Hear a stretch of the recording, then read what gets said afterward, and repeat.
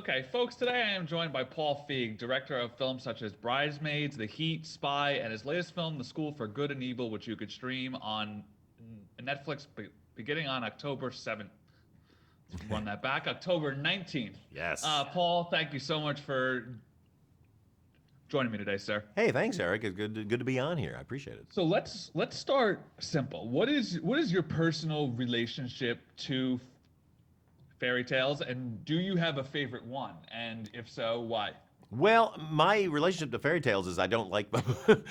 I never did when I was a kid. I just for some reason they freaked me out, and they were either too scary, or they were too moralistic, or they were too didn't feel connected to my life. You know what I mean? So I've always been weird about fairy tales. But that's why when this script came in, it kind of felt like the right script for me to do, because it's so much about deconstructing fairy tales and deconstructing the lessons of fairy tales.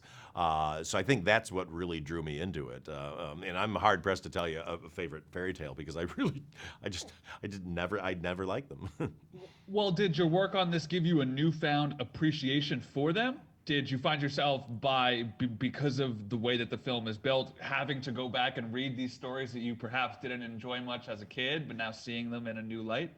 Yeah, I mean, honestly, it almost reinforced my feeling about story tales, because we literally, that is the message of this movie, is like, guys, it's not good and evil. Like it's a mix, and everything is blurred, and people aren't just one thing or the other, and I think that's what has gotten us into so many problems in the world now, is we kind of go, oh, they're bad and we're good, and we hate them and take them down, which I think that kind of simplistic storytelling can have that blowback, by making things into they are bad, we are good.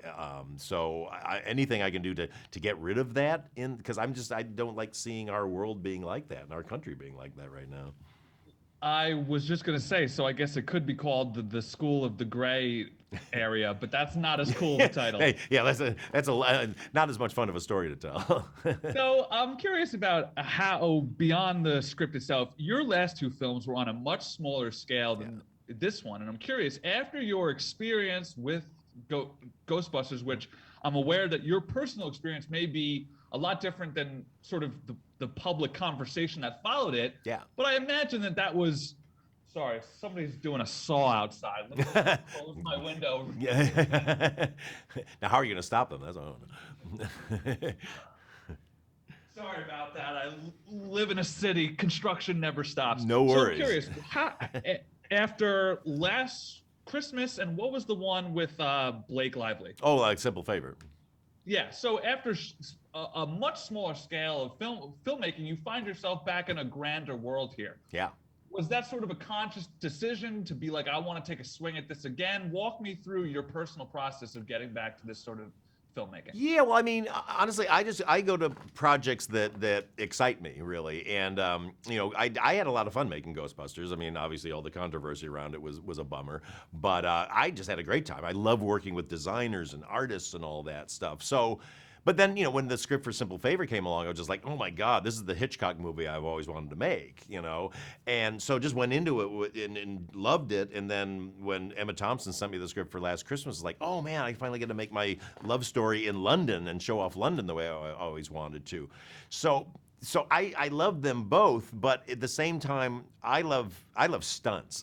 My favorite thing to do is like shoot stunts and figure it out with my team and all that. So I was kind of going like, oh, these were really fun, but I wouldn't mind doing another bigger movie, because I kind of want to work with the artists again, and I want to do stunts, and I want to do something bigger. But I wasn't, but I was just kind of looking for, trying to figure out what I would write next, and then always open to what's going to show up. And so when this one showed up, honestly, it was my producing partner, Laura Fisher, who runs my company, came and she goes like, Netflix sent this over and it's a fantasy thing. I was like, I don't know, fantasy, I don't know if that's my genre. And she goes, well, just read it. I think you might like the script. And I just fell in love with the story, and I love these two lead characters, Agatha and Sophie, and their friendship. And I thought it was such a beautiful friendship story and had a lot to say about, like we talked about earlier, good and evil. But then it was like, okay, so I love that, but like, oh, and this is the one I can actually get back to making a bigger movie. And I get to do what I've never gotten to do before, which is design a world from the ground up. You know, I mean, Ghostbusters was fun, but that was about, you know, things in our world that are, you know, outside of the normal. But this going like, wow, I can literally, you know, nothing in this book is based on anything real. You know, not even the town of Galveston where they start. That's, you know, it's a fictional town too. So that was like the moment. It was like, okay, my God, I got to do this because I love this story and I think I can really make it different. And build this world. But you know, the one cautionary thing on it was like, oh no, just like with Ghostbusters, which has a rabid fan base, this is a property of books that has a rabid fan base. It's different because they've never been made into a movie yet. But you know, it's something I had to go like, okay, do I want to get back into that world of you know, people who are rabid about a property? But it felt like, again, since it wasn't based on a movie, a book, it felt a little bit more like a fun challenge to kind of come in and try to please them, but also please, you know, bring a new audience to this and get to do all this world building. You touched on a few things that I was going to ask you about. So let's start with when you're adapting a beloved novel, as you just touched on, what did you find the key to be striking the balance between a faithful adaptation, but also bringing your own spin and flair and style to the story? How'd you go about doing that? Yeah, I mean, it is a few things factored into that. One is the book is so massive that you got to figure out how to pare it down. When it came to me as a script, it had already been worked on for like 6 years, so they had done the initial paring down. But then I went through it and was like, oh, this thing, and then I read the books. It's like, oh, it would be kind of sad to not have this in there. Maybe we could horse trade this thing out for that. And then I called Soman up, you know, and kept Soman very close, who wrote the books. And always consulted with him of like, what are the fans like? What would the fans be sad if they didn't have? What would they want to hear? And so was able to kind of figure that out too. And some stuff, you know, that's very popular in the books we had to lose, we shot, but we just didn't have room for it in the film. But it was the biggest part of the adaptation comes from how do you do the connective tissue to replace all the stuff you had to lose. You know, and so that's sort of the hardest thing of like making effectively being able to collapse this, but then find a new thing that makes sense, that connects the two, but adds to it. You know, because there's things I wanted to add to it. Right. You know, the whole in the movie, the whole concept of blood magic. That's something that came up, you know, late in the sort of the development. And I just liked it because it set us apart. Because the big fear was like, let's not look like Harry Potter. Let's not, you know, we're in a school for magic, so clearly, you know, you're already going to get the comparison. So with my design team and everything, it was like, how do we make this not look like Harry Potter? You know, and a lot of work went into that. So one of my favorite parts of the film is your movie stars are just so clearly having a blast. Yeah. Charlize Theron, Kerry Washington, Michelle Yeoh, Lawrence Fishburne, they all seem like they're having so much fun. And when you've got movie stars like that who are just doing their thing, right? As a director, how do you facilitate that? Do you just sort of step back and say, y'all go ahead? Do you pick and choose your spots? I'm curious what your role in that is. Yeah, I mean, for me, it's always balancing out. I like extreme performances. I like extreme characters and extreme situations, but I don't like things that are extreme and they feel fake or false. You know, so my whole career has always been about how do I push these performances to where they hit the top of where they should be, but they don't go over it. Because there's a place you go like, I believe this, and then you go past it and you're like, now this is just stupid and it's a cartoon and I don't buy what anybody's doing. So, but if you don't go right to that level, then you're missing out on some fun, you know? And so everybody came in kind of with their idea of what these characters were, and I really respond to that. I never want to be the guys like, no, you're wrong, it's this. It's like, whatever they're gonna bring to it, that's why I hired them. And then it's really for me to create a situation on the set where they can have a safer environment to feel they can try anything. And they can go too big sometimes, and they can go too small sometimes. And it's my fun of going like, oh, try this, and making sure I've got the levels. Because sometimes the performance I think is way too big. When I get in the editing room and we start stringing everything together, it works. You know, you go like, oh, and I want their first instinct. So I don't even rehearse. Like I was just like, let's just start rolling and see what happens. And sometimes, you know, the first take I'll be like, okay, that's not what I wanted. But I don't say that and just go, okay, cool, let's try this. And then I'll end up using the first take when I get in the editing room because it was their pure, you know, instinct to do it that way, and it's probably the most real to them. So speaking of phenomenal cast, Paul, I want to swing back to Bridesmaids, which is now over 10 years old. I Yeah, can't believe it, to I be know, it's honest with crazy. you. I When know. I'm talking to somebody who I think who is involved in something that is generally considered to be great, I like to know at what moment or what stage they realize that, right? So it's been ten years since that film came out, and it's still largely considered to be one of the best comedies, basically, of my lifetime, the last 25 years or so. At what point did you realize, oh man, this is something special here? Well, you never quite know. It's funny. Like, if you're in the process of making something and you go like, this isn't going well, then you have a disaster on your hands. Okay. But you tend to go like, you try to make every moment good, and you got the right people and you got the right cast and everything. So you're like, this is really fun. So every day you're like, oh, we got really fun stuff. Like, I'm really happy with this. But over the year, and back then, sometimes you go like, "Oh my God, the movie's gonna be great," but you learn over the years, like, we gotta see if it adds up. I always say that everybody I know is like, "Okay, it's good, but let's see if it adds up," because individual scenes and individual takes on their own are great, and you string them together into a movie, and suddenly it's like, oh my God, the thing that we thought was so funny is like death. Like, I hate these characters now. It's weird because it's this, you're riding this sine wave of audience, interest in how much you're pushing and pulling them.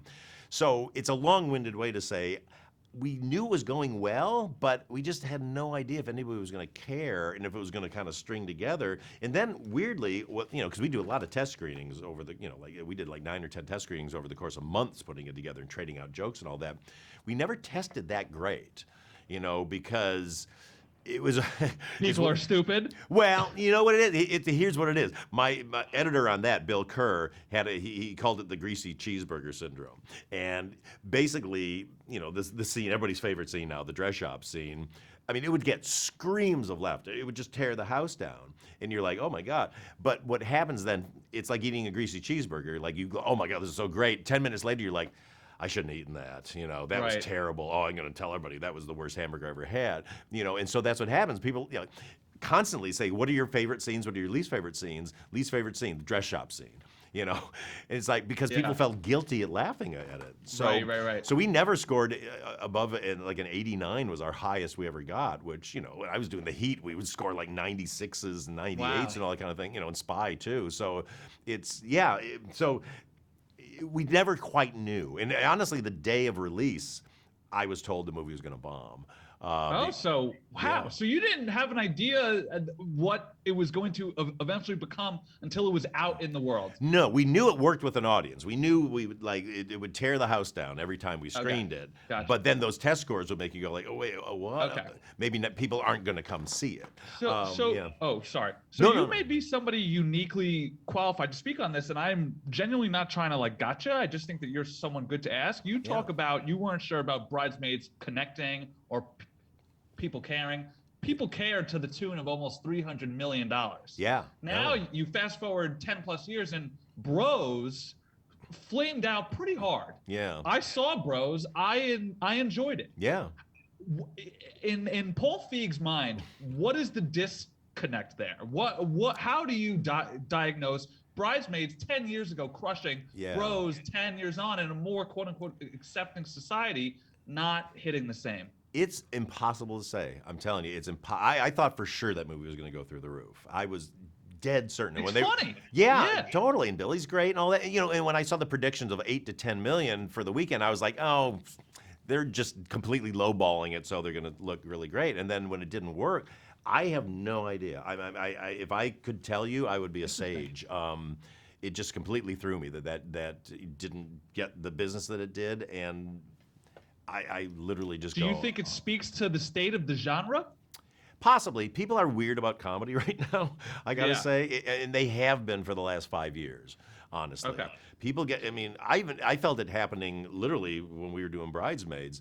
Like, when you put out a trailer for a comedy, the vitriol you get online from it, people going like, this would always be this, like, oh, clearly all the best jokes are in the trailer. Like, people get Right. really angry, and it's like, We saw a movie here. I know, and all my trailers, I always put in jokes that we cut out of the movie, just because I go like, let's not waste all the jokes that are in the movie. Let's just put the other ones in that we didn't use. But there's this weird hostility, and I think people feel like they're being manipulated by comedy for some reason. I don't understand it. I mean, but I've seen it happening. And if you don't, then I'm not sure who does. I know, but I think it's gotten worse over the years. That's why, honestly, all my movies, look, my most recent movies, they're hidden comedies. I really try to put the comedy in the peanut butter, for the dog. Right.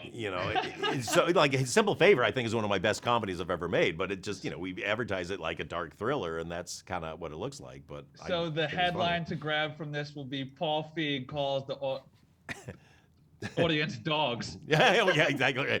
Yeah. Feeding you pills. So I want to stick to this sort of genre that you love and have helped shepherd and shape. To the same vein of Bridesmaids versus Bros, I also want to draw a line between The Office and sort of the cable sitcom of today, and that's Abbott. Oh yeah, Abbott. Yeah, that's hard to say.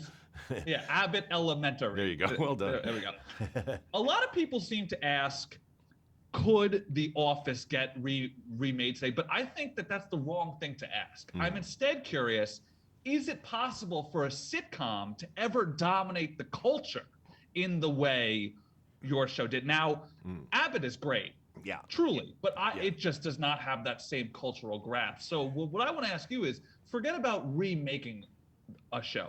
Can a sitcom rise up to that level of cultural hold in this time? Oh, it totally can. But if you look at the history of The Office, because I was there from pretty much the beginning, the first 6 episodes, which I wasn't on, that was they just did those as like a summer replacement. I mean, bombed. I mean, nothing. That show was going for the trash can. It was only the fact that Kevin Riley really saw something in it, and he fought NBC to give it a second season. Same thing with Parks and Rec, kinda, as far as I know. Oh, totally. No, very much so. And then that second season, when I came on, it was in there. What happened was, we all had to look, because 40-Year-Old Virgin came out, right? And it was a big hit. And so everybody's like, wait, we've got Steve Carell, who's now on the biggest comedy hit of the year. Why isn't this not translating? And they realized, oh, well, they were trying to make those first 6 so much like the Ricky Gervais version of The Office, where Michael Scott is really mean. American audiences do not like that. A British audience loves to see like a mean character taken down.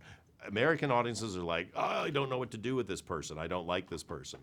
So the decision was made like, you know what? He's actually got to be okay. He's got to be well-meaning. Like he tells terrible jokes, but he thinks he's funny. He thinks everybody loves him, and he has to occasionally do something where you're like, oh, actually, Michael's kind of smart. Like, you figure that out. And the minute that started happening, the show started to at least be more liked. But it really took, I would say 3 seasons for that show to catch on. And then once people get used to the characters and get involved with the characters, then they become their friends. Look at Friends or Cheers or any of those things. Then they are your pals. When you'd hear people talking about Seinfeld, in season 5 and 6 and all that, they would talk about them like they're friends. Oh, remember what George did? Like, they become your friends. So Right. You just have to be able to get a show to that point. What's happening now is on network TV and everywhere, they're doing shorter seasons now. They're doing 13, not 22. Right. There's something about like a 22 episode season. You're with it the whole time, and you know what's coming it's like back. a world to live in. It feels more lived in. Yeah, exactly. So I think the thing that's hindering sometimes is not doing these long seasons. Look, one of my favorite shows I produce is Welcome to Flatch on Fox, which is a mockumentary style. And we love it, and it's really fun. But our first season was 14 episodes. This new season we just did is going to be 13 episodes. And it's starting to slowly kind of catch on. But I think you need those full seasons to really, Gotcha. to dominate. Paul, I knew you would be the man to ask. I thank you so much for your time today, sir. I think you are a joyous filmmaker in this space, so I root for you wholly. Congratulations on the film, which hits Netflix on October 19th. Yes. We didn't get to touch on it. I'm also psyched for Minx. Yeah. Jake Johnson is my boy. That's right. Season 2 is shooting as we speak right now. Awesome. All right, Paul. Thanks, Thank Eric. you, man. Cheers. Talk to you later. Take care. You too. Bye-bye. Bye-bye. Let's cut, please.